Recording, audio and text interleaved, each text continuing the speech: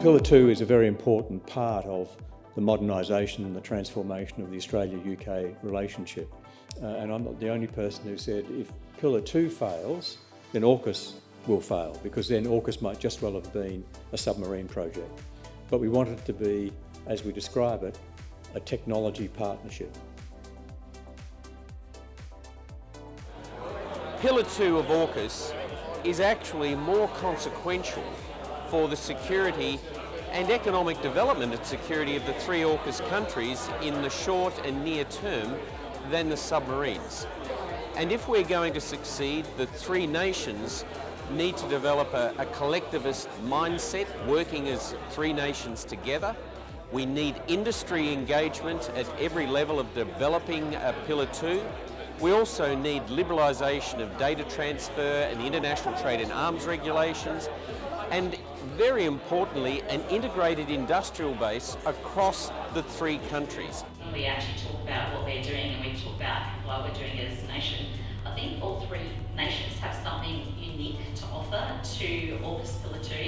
And if you look at Australia, the thing I think that's really nice about Australia is we're quite agile. Because we're small, it allows us to be very agile in how we do things. So if there's a lot of very good ideas. Most people don't know that Australia holds a patent for Wi-Fi.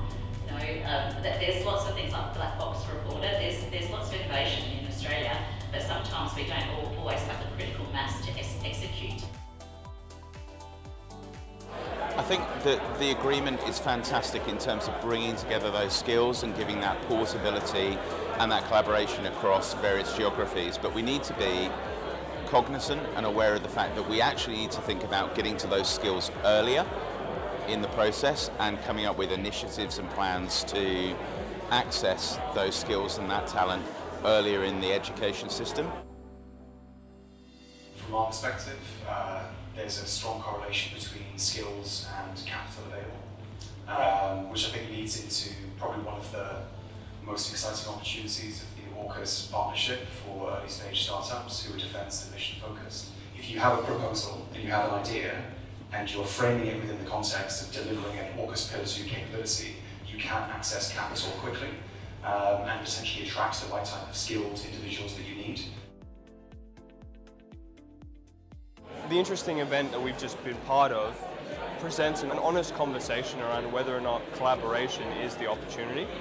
And I think we all in attendance agree that it was in fact the opportunity. We just need to figure out the mechanics of how we can collaborate effectively and still maintain security at a sovereign level. With Pillar 2, there is a lot which is undecided, if you like, or unclear, especially for commercial organisations wanting to engage with Pillar 2.